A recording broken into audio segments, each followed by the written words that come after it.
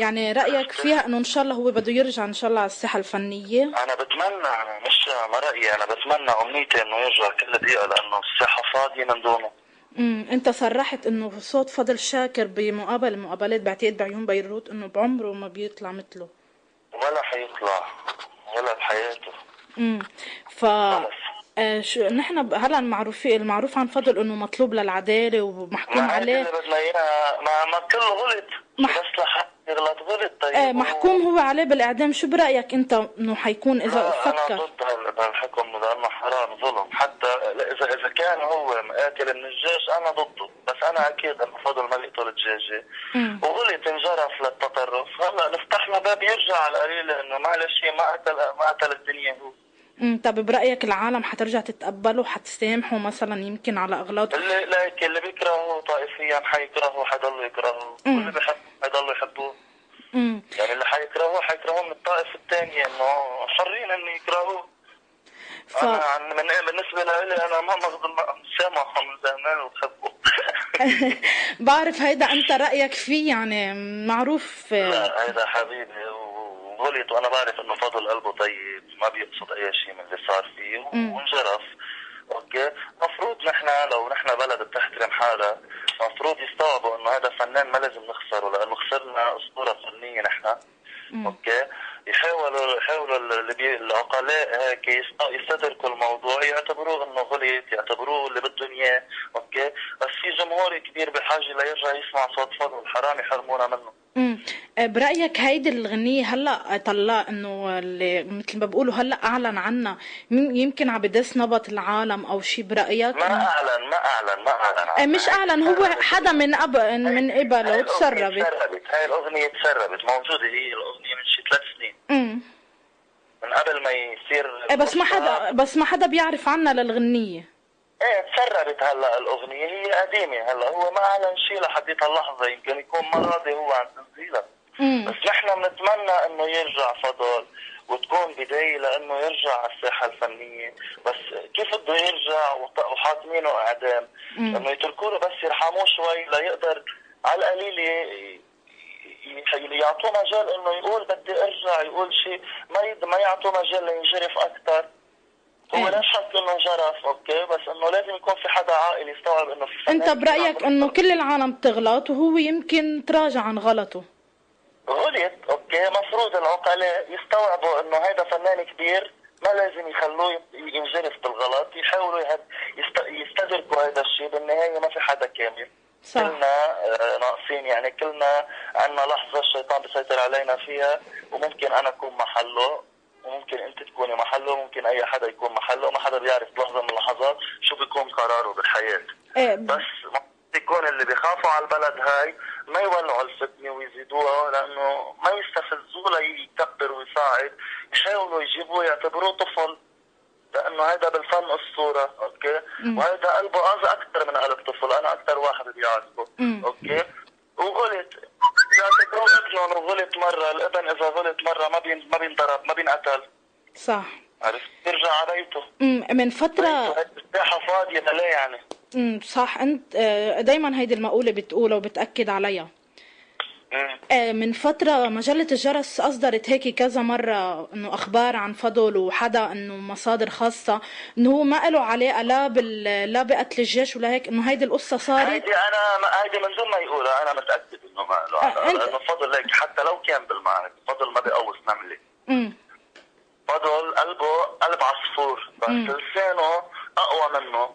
استفزه، أخذ تصريحات وانجرف لتيار ما بنتمنى إنه كنا ينجرف له، اللي هو التطرف. أوكي، ولكن فضل الحقيقي أنا بعرفه، مش هيدا هو. هيدا إنسان استفزوه خلوه يوصل لهون. فيا ريت بنستدرك إنه هيدا الإنسان، هيدا خسارة كبيرة للفن. إذا في حدا خايف على شيء اسمه فن بلبنان، يرجع فضل شاكر، مش يحكم عليه بالإعدام. العالم اللي عم تسمعك هلا شو بدك تقلها عن فضل؟ إنه سامحوه بطريقتك، انه ما بعرف انت بدك انت كلمتك مسموعه والعالم بتعشق اغانيك. نحن ببلد فيها 100 جورة تطرف. في تطرف شيعي وفي تطرف سني وفي تطرف من كل الميلات عم بيحاولوا يولعوها عنا. اوكي، لا التطرف السني بيمثلني ولا التطرف الشيعي بيناسبني. اوكي ولا اي تطرف بقبله، لانه التطرف هو معناته عم تلغي الاخر انت. اوكي صح. ولكن فضل شاكر هو انسان له في بيوت عاشت من وراه، في بيوت معيشها فضل، في ناس فقراء عايشين من ورا فضل. بنعرفه نحن هيدا قبل ما يصير اللي صار.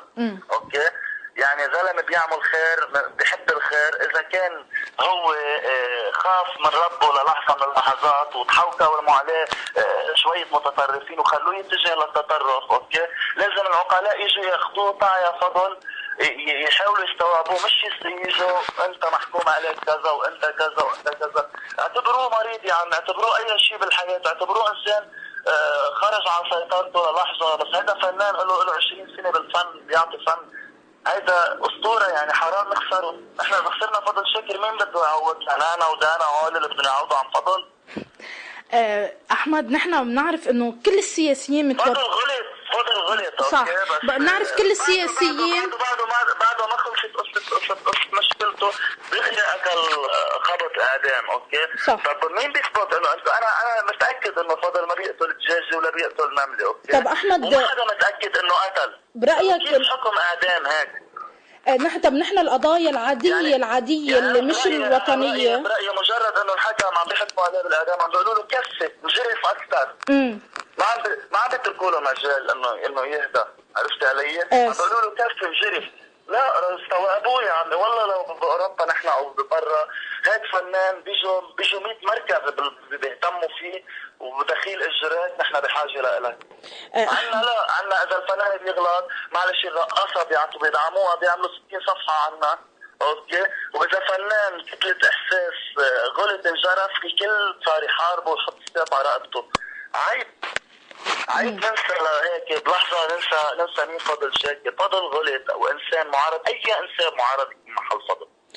احمد، نحن بنشوف القضايا العاديه ممكن. انا بعرف انه فضل صار معه مشاكل كثير قبل ما يوصل لهون. يعني لو وصل لهون قضيه خطف بنته، قضيه مشكله مع كذا فنان، صار احتكاك طائفي من دون ما يقصد. والا فضل منه طائفي، ما بنعرفه طائفه بحياتنا. انه هو بعمره ما حكى بالسياسه. مشاكله صارت خلته يتجه للتطرف، وهو منه متطرف. ولو فضل ما عنده مشاكل كان صايره بالوسط الفني مع ناس معينه وبحياته الخاصه صاير، ما كان فضل وصل.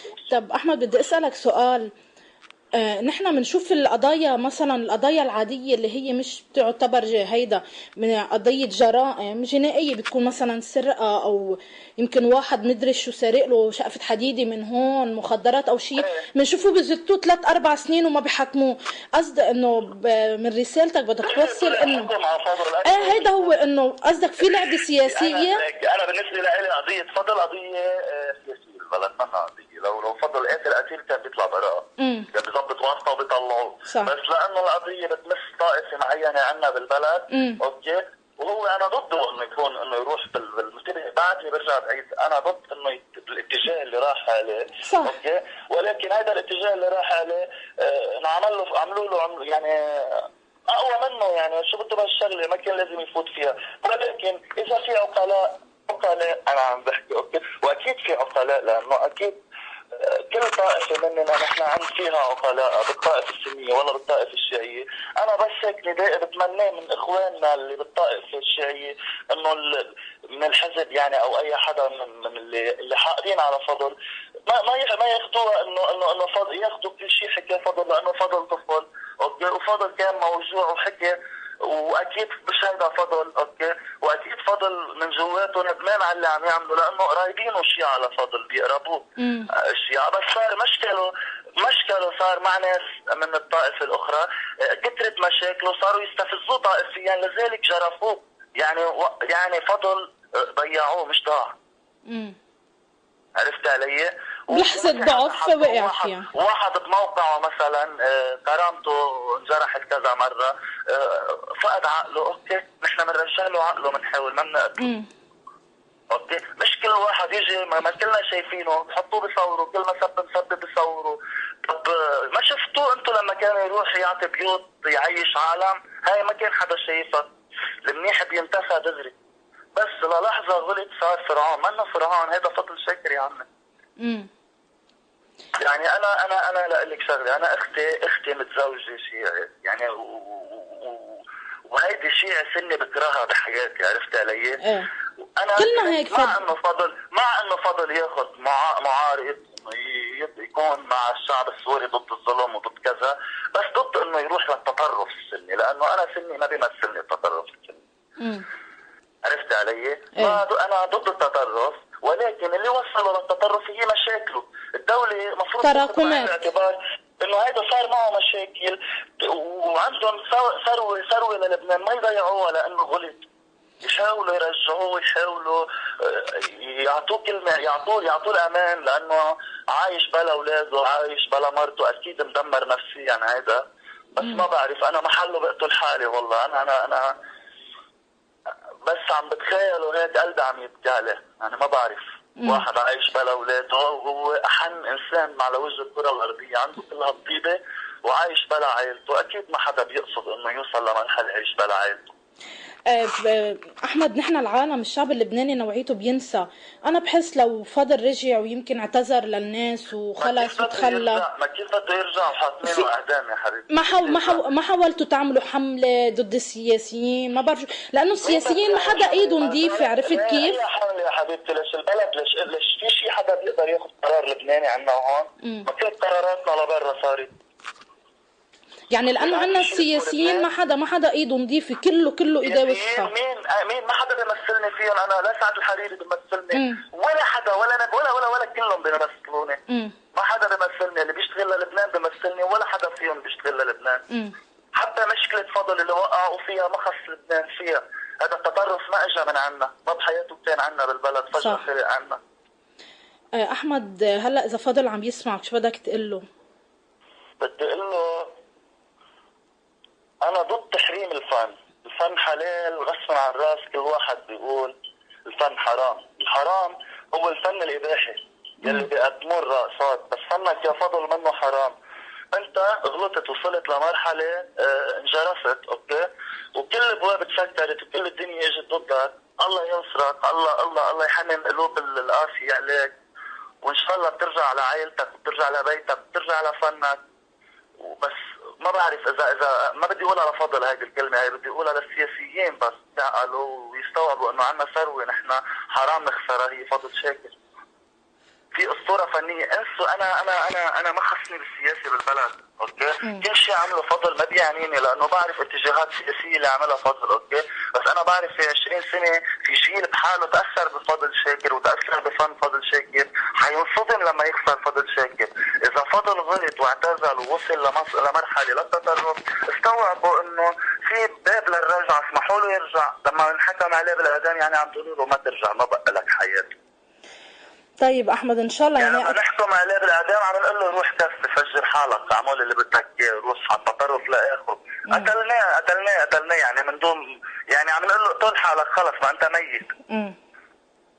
عرفتي؟ اذا مش كرماله، كرمال اولاده، كرمال بنته، كرمال ابن بنته، كرمال عائلته اللي عم تتبهدل، كرمال اللي بيحبوا فن فضل، يلي قلبهم عم يتشقف عليه، وانا واحد منهم. حرام نخسر فضل. اذا في اي باب انه يرجعوا يسامحوا لهالزلمه، يعتبروه غلط، اوكي؟ لانه انا اكيد ليكي لو فضل قاتل، اوكي، انا ما فيني احكي ولا كلمه من هون، بس انا اكيد انه فضل ما بيقتل. وفضل اللي وصل له والحكم هيدا اللي اخذه هو حكم سياسي 100%، اوكي؟ لانه في عنا مشاكل سياسيه بالبلد، انا ما خصني فيها كلها، اوكي؟ وهو للاسف وقع فيها، انجرف فيها. ولكن هل يا ترى انتم اذا عندكم الارزه، اخر شجره ارزه بالبلد، تقلعوها؟ هيدا اللي بيكمل عبد الحليم هو واحد اسمه فضل شاكر، حرام نخسره. على كل حال احمد، يعني نحن اكيد بنتمنى انه تنحل هالقصة وفضل يرجع لهيدا، لانه كل العالم بعتقد يعني بحبه، واللي ما بحبه شخصيا بيعشق صوته. يفتحوا له مجال ليندم، بس على القليلة انه يرجع لعائلته، يعيش مع عائلته. حرام تقاصص بما فيه الكفاية، بعده عن عائلته كل هالفترة. هيدي بأكد لكم انه دمرته لفضل هلا نفسيا. اكيد يعني، وان شاء الله بتنحل، يعني ان شاء الله نرتاح من هالقرف السياسي اللي عايشينه واللي اذا لو بتعرفي لو بيعفوا عن فضل بيكونوا عم يفتحوا مجال لبلد جديد، لعقل جديد بلبنان، ليقولوا انه عن جد في حدا عم بيتسامح. ما تعودنا نتسامح، خلونا نشوف حدا عم بيتسامح بس لمرة. صح. دائما نتعود اذا كان الكف بده يكسر له راسه للي بوجهي، خلونا نقول له انا مسامحك. اوكي، ما بقصده طرقنا الكف يا عمي. خلي العقلاء يفهموا انه هيدا الانسان طيب، واللي وصل له مش بايده جرف. وغنيتك هيك نحن بشر هي كمان رسالة للكل اللي أصدرتها مؤخرا أنت وزياد ووالد كانت هي. أنا ما بحب حتى بتشوفي أنت حتى بأغانية، أنا ما بحب أخذ أطراف سياسية. حتى أغنية وين اللي عمر للشهيد الحريري لما كتبتها كتبت الأشياء المنيحة اللي عملها رفيق الحريري. بكتب على الأشياء اللي أنا بحاجة لها. أنا ما بحب لا البارود تتوجه ضدي ولا تكون معي، لانه اذا كانت معي وعم بقتل حدا بدي احملها على رقبتي ليوم القيامه، واذا كانت ضدي وعم بنقتل فيها بده يحملها اللي بوجهي وحيحرمني من حياتي. يعني ما بتفيد حدا البارودة. اوكي، اكيد كنت تاذينا كلنا. يا ريت كل بواريدنا هيك تتجه لنحمي بعض مش لنقوص على بعض. نحن للاسف تركنا القضيه الكبيره اللي هي قضيه فلسطين. نحن وصلنا نقعد وين في مشاكل بسوريا، وين في مشاكل بمصر، وين في مشاكل ونبحث حالنا فيها. عم نتقاتل، وصلنا لاخر شيء لنتقاتل بين بعض. هيدا اللي بدها اياه اسرائيل. برافو، شاطرين لكل السياسيين. عملتوا اللي بدها اياه اسرائيل. عم بتقتلوا بعض. برافو لكل السوريين اللي عم بيقتلوا بعض. برافو لكل اللبنانيين اللي عم بيقتلوا بعض. هيدا اللي بدها اياه اسرائيل. صح. ما بقى تتعذب اسرائيل اذا بدها تفوت على اي دوله هلا ما بتاخذ معها 5 دقائق. ما في حدا يقاومها، لا بقى حدا يقاومها بسوريا ولا بالعراق ولا بمصر. الحمد لله الجيوش كلها صارت تحت الارض. حاربوا بعضهم لا دمروا. هيدا اللي بدها اياه. ونحن عنا بالقران هي من علامات الساعه يعني. صحيح. عرفتي خلص هيدا زمن الفتنه، وللاسف فضل وقع بهالفتنه. بنتمنى انه نقدر ننقذه لانه نحن بنحب فنه.